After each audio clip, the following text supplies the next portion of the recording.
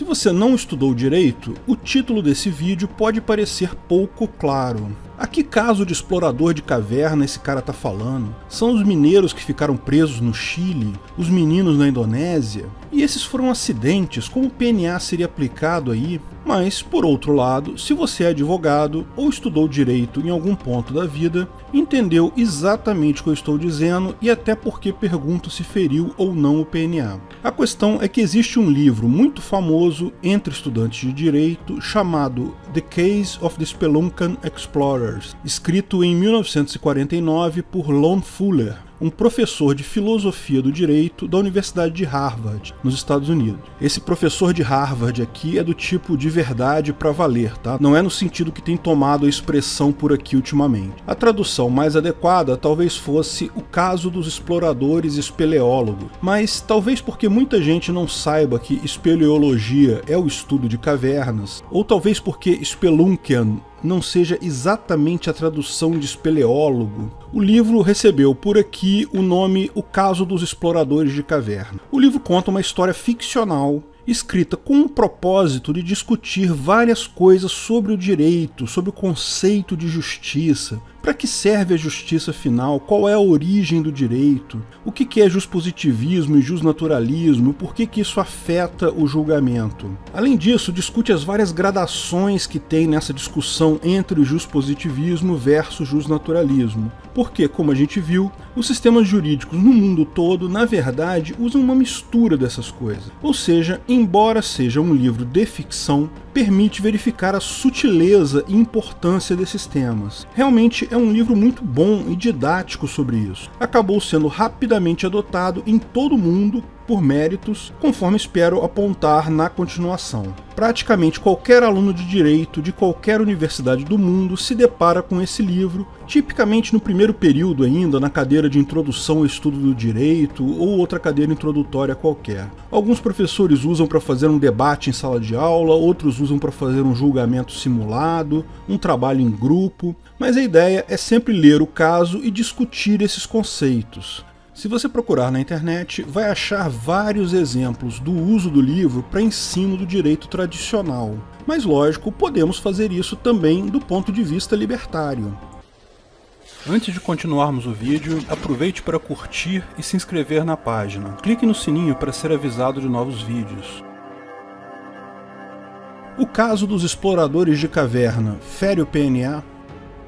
Bom, para tratar o assunto, eu vou precisar contar a história. Vou fazer um resumo, na verdade. O livro é pequeno, dá para ler rapidamente, não é difícil achar o PDF dele em português na internet, se você quiser ler na íntegra, mas para poder tecer considerações sobre o caso, eu vou precisar contar a história. Então considere isso um aviso de spoiler. Se prefere ler o livro, pare por aqui, leia o livro primeiro e depois continue. Pois bem, o livro se passa num futuro distante, nos anos 4300, numa sociedade que não tem nada a ver com a nossa sociedade atual. A ideia do autor de colocar o caso num tempo diferente do nosso é clara. Primeiro, para não deixar discussões presentes afetarem a solução do caso. Depois também para mostrar que os dilemas do direito, da justiça, são atemporais. O problema que o caso trata já existiria no tempo das cavernas, na época de Nabucodonosor, existiria no Código de Hammurabi, existe nas leis de hoje e vai existir no futuro entre empresas de segurança privada no Ancapistan. Nenhum crime, nenhuma fraude acontece seguindo um roteiro previsto em lei.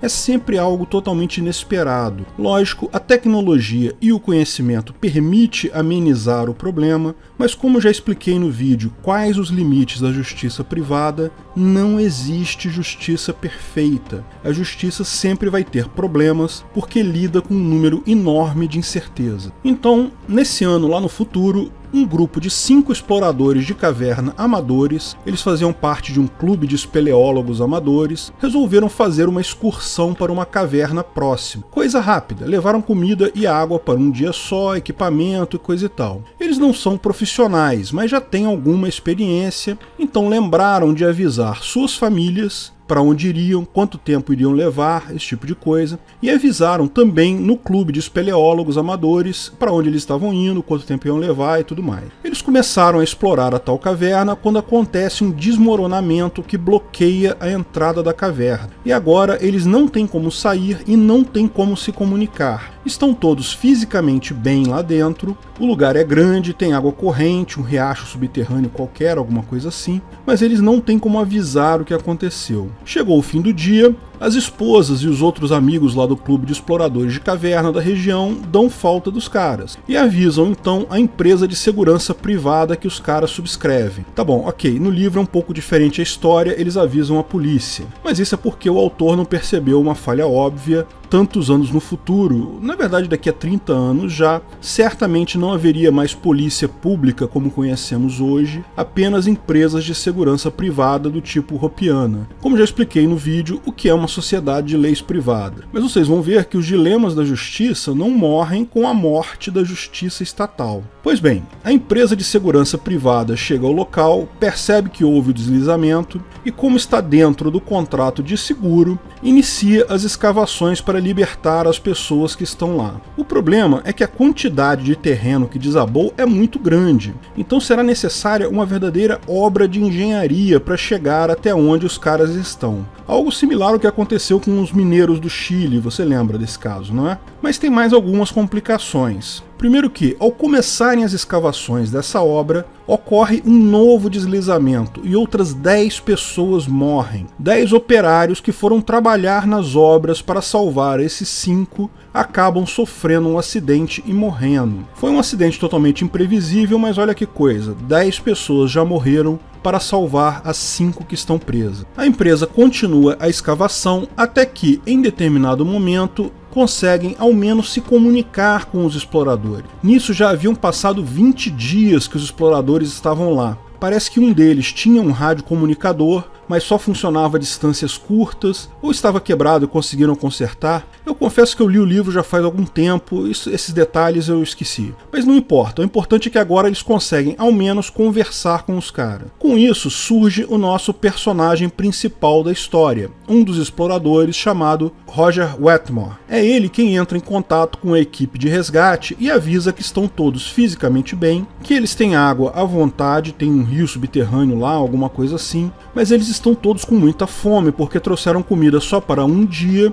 e a comida já havia acabado há muitos dias. Lembra, eles já estão lá há 20 dias. Daí ele pergunta quantos dias ainda vai levar até eles serem resgatados. A equipe de resgate faz as contas e diz que vão levar ainda 10 dias para isso. E daí o Roger pergunta, será que nós conseguimos então sobreviver esses 30 dias sem comida? Lembra, eles já estão lá há 20 dias e precisam de mais 10 dias para serem resgatados, então vão ficar um total de 30 dias sem comer. Um médico da equipe de resgate aponta que provavelmente não, pois o tempo máximo que o ser humano consegue ficar sem comida é em torno de 25 dias. Então aí está o dilema. A princípio, eles estão tecnicamente mortos. Quando a equipe de socorro chegar lá, vai provavelmente só recolher os corpos. Mas daí o comunicador do Roger fica em silêncio por um tempo, depois volta e pergunta: e se um de nós se matar, será que a carne dele permitiria que os outros 4 sobrevivessem até o resgate? O médico fica um pouco assim, na dúvida, não sei o que lá, mas diz, olha, provavelmente sim,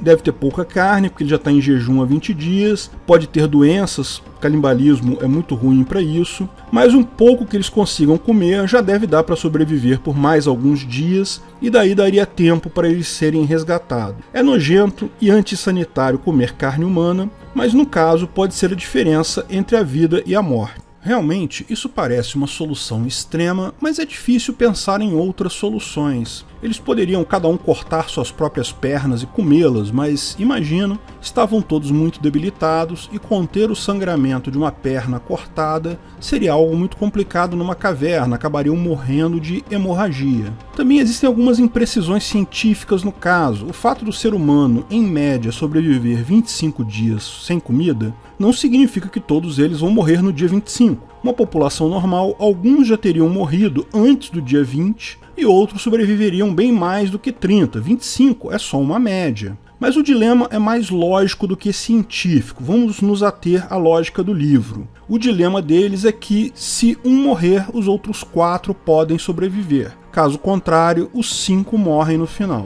Bom, mas como escolher quem vai morrer? O Roger pede um conselho para um juiz, ou então para um padre do lado de fora. Ele quer saber como eles deveriam escolher quem vai morrer. Escolher o mais novo, o mais velho, o mais gordo porque tem mais comida, o mais magro porque é quem provavelmente morreria primeiro de qualquer forma. Ninguém se voluntariou para morrer. Como escolher quem vai morrer nessa situação? Mas no final, ninguém de fora da caverna quer mexer com isso, nem o padre nem o juiz falam nada. Todos ficam horrorizados com a proposta e o rádio fica em silêncio a partir daí.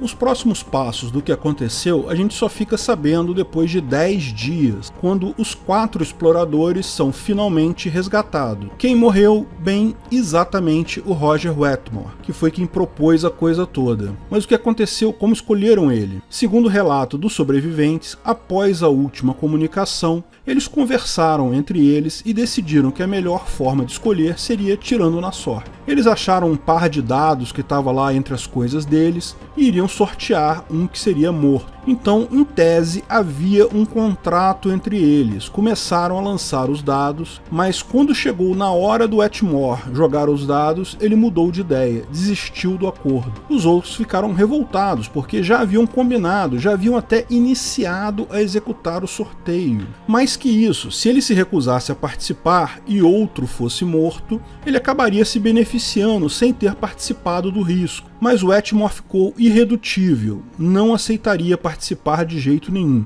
Então os outros 4 decidiram, apenas entre eles, jogar os dados no lugar do Wetmore, continuaram o sorteio entre eles e no final, quem perdeu, adivinha quem foi? Justamente o Wetmore. Ele, lógico, não aceitou o resultado, mas os outros 4 julgaram que ele havia aceito o compromisso e coercitivamente executaram o contrato. Ou seja, mataram ele, se alimentaram da carne do cara e dessa forma sobreviveram até o dia do resgate. Lógico, um crime aconteceu ali. Depois do resgate, os caras foram julgados pela justiça privada da região. Todos eles tinham contrato com a mesma justiça privada e, para a alegria de alguns ANCAPs, essa justiça é do tipo olho por olho, ou seja, se você matou alguém, a pena é de morte. Eu já expliquei em outros vídeos porque eu não concordo com isso, porque eu acho que toda pena deve ser exclusivamente financeira. Veja o vídeo Onde está o erro na ética argumentativa sobre isso, mas concordo que, em tese, é possível que existam empresas de justiça privada com esse tipo de pena. E o livro usa exatamente esse tipo de justiça. Então, os 4 seriam enforcados em cumprimento de pena, mas recorrem à segunda instância da justiça da região, e daí entra a parte mais filosófica do livro, porque o caso é julgado por 5 juízes do colegiado fictício lá da região fictícia, e cada um desses juízes tem uma visão própria, desde um jusnaturalista raiz até um juspositivista raiz. Mas antes, o autor ainda coloca alguns questionamentos. Afinal, para que serve a justiça nesse caso? Um total de 11 pessoas morreram devido a um acidente, para que esses 4 pudessem sobreviver, e agora vamos simplesmente matar esses 4 também? Transformar 11 mortes em 15 mortes sem sentido? Tudo começou devido a um acidente que ninguém teria como controlar, e agora 15 pessoas morrerão, algumas delas na mão da justiça. Afinal, para que serve justiça? Como resolver esse problema?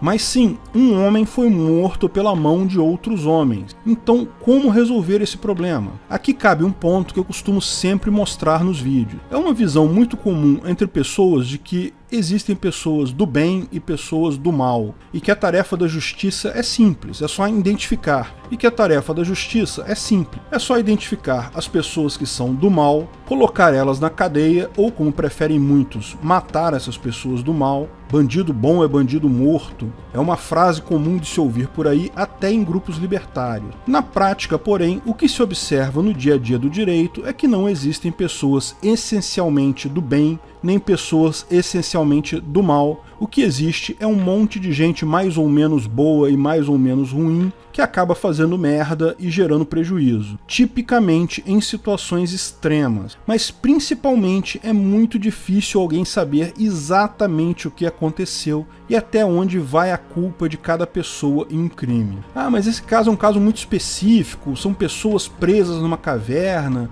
isso não se aplicaria à vida em geral. O problema é que não. No final das contas, se você não percebeu, estamos todos nessa caverna aí. O planeta Terra é uma grande caverna de onde não podemos sair. O conflito é exatamente o mesmo. Uma simplificação, lógico, com menos pessoas, mas o mesmo problema. O que os 5 exploradores estavam discutindo ali no final das contas? Distribuição de recursos escassos. O principal recurso escasso ali eram calorias. Todos tinham alguma quantidade de calorias no seu corpo e todos precisavam de calorias para sobreviver. Só que, para sobreviver, eles precisavam de mais calorias do que possuíam. No final, haviam 5 pessoas, mas calorias suficientes para apenas 4. Então, todo mundo concorda que era melhor terem se salvado 4 do que morrerem os 5. Mas o problema começa na hora de escolher quem vai morrer. Muita gente concorda com a famosa frase do Spock: o interesse de muitos se sobrepõe ao interesse de pouco ou de um, mas é bem menor a aceitação dela quando o interesse que será sobreposto é o seu. No final das contas, esse tipo de visão leva a conflitos extremos, porque há sempre de se achar algum interesse que muita gente tem que pode ser suprido pelo sacrifício absoluto de uma única pessoa. No caso da caverna, se alguém se voluntariasse para morrer, nenhum problema. Mas, como acontece na maior parte das vezes, todo mundo quer ser o muitos cujo interesse será preservado e não os poucos que terão que ser sacrificados para isso. Então, existem inúmeros problemas na aplicação da justiça. Ninguém estava lá na caverna para saber exatamente o que aconteceu. Ninguém sabe se os depoimentos são verdadeiros, se não foram combinados entre os sobreviventes. Existem uma série de incertezas aí, mas o foco que o autor quer destacar do problema é a incerteza do direito. Qual norma deveria ser aplicada? Os caras mataram um homem. Matar alguém é errado sobre praticamente qualquer sistema jurídico de qualquer tipo.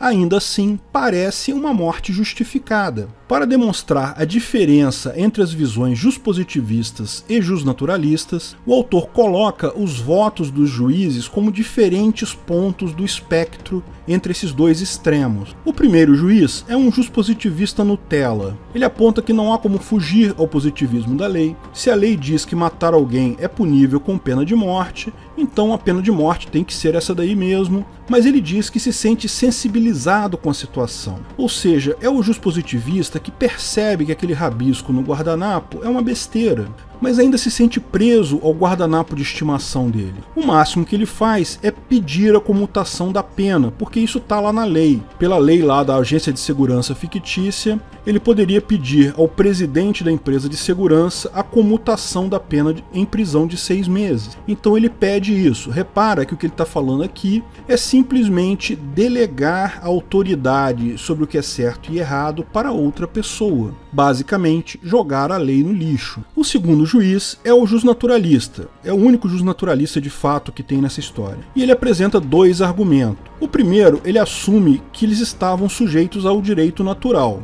Lembra? Eles estão julgando isso dentro das leis de uma agência de segurança privada que tem leis privadas, que foram aceitas por todos os que subscreveram aquela agência. Mas, naquele momento, eles não estavam na sociedade, estavam no estado de natureza. Estado de natureza, você sabe, é a forma com que juspositivistas xingam as pessoas livres que não pagam impostos e não gostam de lamber bota. Mas enfim, segundo a visão do jusnaturalista, no momento que fizeram o contrato, não importa os limites desse contrato, o mesmo é válido. Não se pode usar lei positiva sobre um contrato firmado entre as partes de livre e espontânea vontade. E, portanto, se foi feito um contrato e esse contrato foi cumprido, não haveria crime. Mas você que é libertário e assiste o canal já sacou que o autor do livro, no final das contas, é um juspositivista. Conhece pouco do jusnaturalismo, principalmente a impossibilidade de penhorar vontade futura. Concordo que o contrato é válido, mas também é válido o distrato. E lembre-se, o Wetmore explicitamente renunciou ao contrato antes da execução deste. Portanto, me parece claro que, mesmo considerando o justnaturalismo no caso,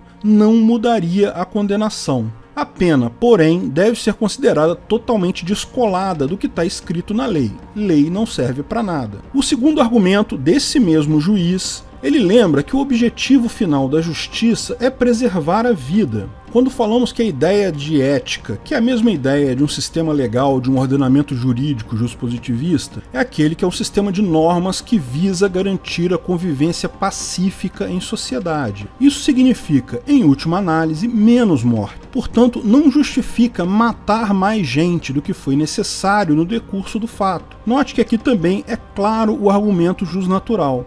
Uma lei só deve ser obedecida se for justa. Se não for justa, deve ser desobedecida. Repare que, sob essa visão, a lei é apenas um guia, uma sugestão escrita. Mas a solução de cada caso tem que ser baseada no caso concreto, na visão natural da sociedade sobre aquele caso, se é justo ou não, e em jurisprudências anteriores. Isso é essencialmente justnaturalismo. O terceiro é outro positivista, mas em sua interpretação literal da lei, ele entende que a situação do caso concreto, o assassinato por necessidade alimentar, canibalismo e etc., não estão previstos na legislação. Se algo não está previsto na lei, ele prefere se abster de julgar o caso. Isso é uma crítica comum ao justpositivismo, porque é muito comum que seja necessário interpretar a lei para aplicá-la ao caso concreto. Na verdade, a imensa maioria das vezes isso é necessário. A lei não é um script que o criminoso segue passo a passo. Você vai ter que interpretar o que ele fez com base da lei. Agora, como justificar a aplicação de uma lei positivada se a mesma precisa ser interpretada? Ou, por outro lado, já que vamos interpretar todas as leis, por que não ir logo para o justnaturalismo e interpretar tudo desde o início, o que é certo e o que é errado? Como não é possível aplicar a lei diretamente ao caso concreto, ele se abstém de votar. Em última análise, ele decreta a falência do justpositivismo. Lei não serve para nada.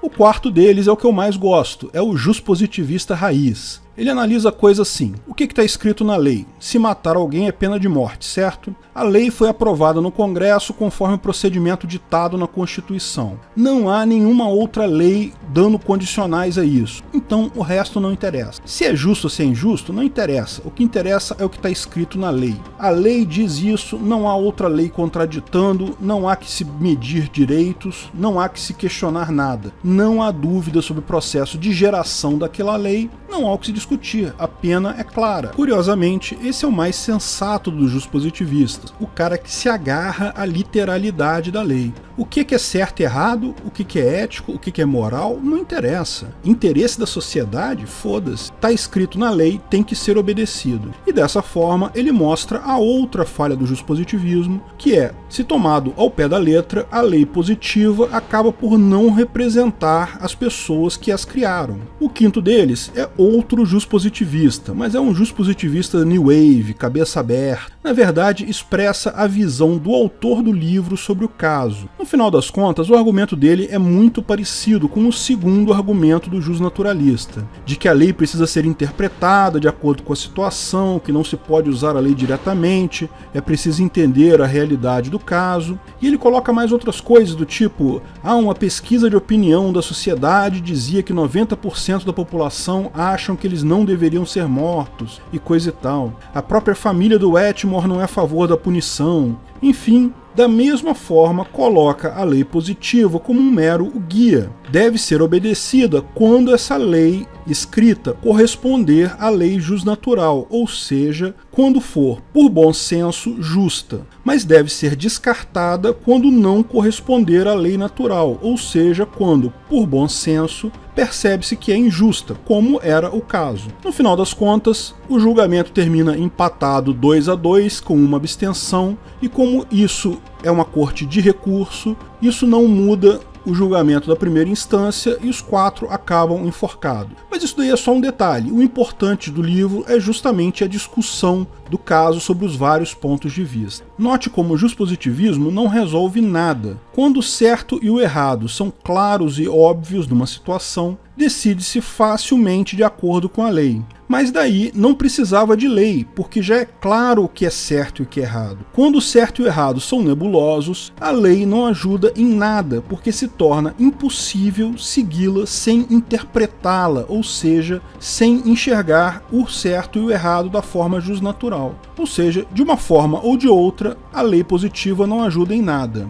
Ah, mas então você está dizendo que mesmo contratos são besteiras, que também não precisam ser interpretados. Sim, lógico que contratos precisam ser interpretados, mas veja a diferença. Contratos não têm por objetivo definir o que é certo ou errado de forma absoluta. Apenas visam definir um acordo entre o grupo de pessoas acerca de determinadas condições e situações que esses concordam entre si. Lógico, todo contrato deve ser interpretado com vistas ao objetivo do mesmo. Por esse motivo, a introdução do contrato, o objetivo do contrato, é uma informação importante e geralmente a primeira coisa colocada no mesmo. Leis positivas, coisas escritas em papel, são inválidas para questões éticas, questões sociais que envolvem o interesse global e absoluto das pessoas. O que é desnecessário e inútil é o que se chama hoje de direito público. Importante é o direito privado. Os contratos, embora eu reconheça,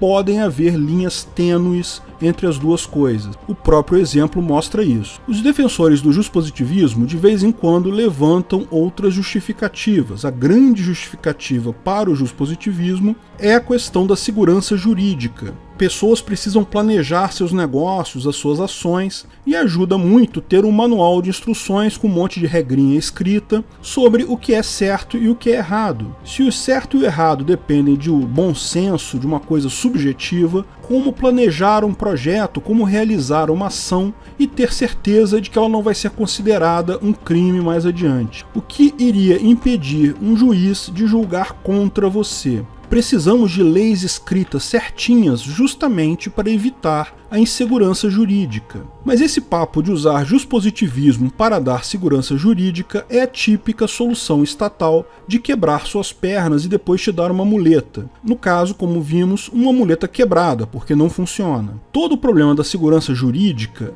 nunca é o fato de que o bom senso pode variar, que outras pessoas podem ou não concordar com a sua avaliação do bom senso. O problema real é que o juiz vai julgar esse caso e pode julgar isso com uma situação de bom senso diferente e inaceitável do seu ponto de vista. Você vai estar na mão de juízes que outras pessoas escolheram, você não teve papel aí. Esses juízes vão interpretar as leis positivas que, por mais bem escritas que sejam, podem ainda dar margem à interpretação. No final das contas, a insegurança deriva do juiz natural, não do jusnaturalismo. Juiz natural, como já explicamos em outros vídeos, é uma característica da justiça do devido processo legal que diz que o Estado vai designar um juiz para cuidar de cada caso. Não são as partes que escolhem o juiz, é o Estado que escolhe o juiz. Além disso, as leis positivas mudam com o tempo. Existe todo um batalhão de parasitas burocratas lá em Brasília